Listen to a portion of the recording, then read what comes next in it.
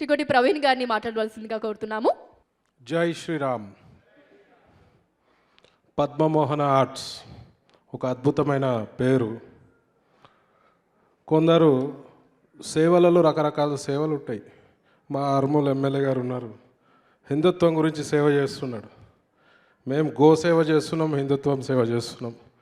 చిన్నారెడ్డి గారు వారి స్కూల్లో నేను చదువుకున్న హైదరాబాద్ సైనిక్ స్కూల్లో, మా నాన్నగారు మిత్రుడు, వారు ప్రజాసేవలో ఉంటారు.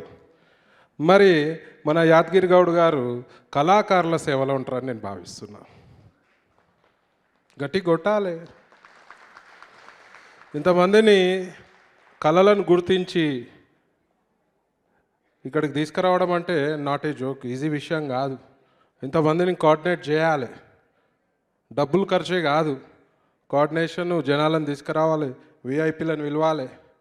మరి ఆయనకి ఇంట్లో స్వార్థం అయితే ఏమి ఉండదు. ఇంట్లో ఒక కళని ప్రేమిస్తున్న వ్యక్తి యాదగిరి గౌడ్ గారు, కళాకారులను ప్రేమిస్తున్న వ్యక్తి యాదగిరి గౌడ్ గారు. మరి అట్లాంటి మనిషికి మనమందరం ఒకసారి గట్టిగా చప్పట్లతోటి మనం ఆయననే ప్రోత్సహించాల్సిన అవసరం ఉంది. ఇలా కళాకారులని అందరికీ కూడా అవార్డు ఇస్తారు. అవార్డు ఇస్తే కళాకారులు ఎంత హ్యాపీ అవుతారు.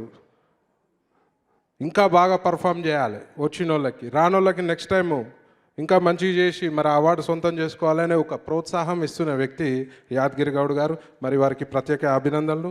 మరి కళాకారులందరికీ కూడా ప్రత్యేక శుభాకాంక్షలు తెలియజేస్తూ, మరి నాకు ఇక్కడికి రావడము 3-4 టైమ్స్ ఫోన్ చేశారు రావాలని.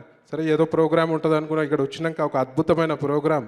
ఇలా మట్టిలోంచి పుట్టిన మాణిక్యాల లెక్క భిక్షమాంబ గారు వారి అట్లాంటి వాళ్ళు వంటలు కూడా వదలకుండా ఆయన వంట ప్రోగ్రాం చేసే మేడం కూడా అవార్డు ఇచ్చిరంటే ఆయన లోపల ఎంత చిత్తశుద్ధి ఉంది. కళాకారులకి, సమాజ సేవకి, పొలిటికల్ అనలిస్టులకు కూడా ఆయన అవార్డు ఇస్తారంటే చాలా గొప్ప విషయం.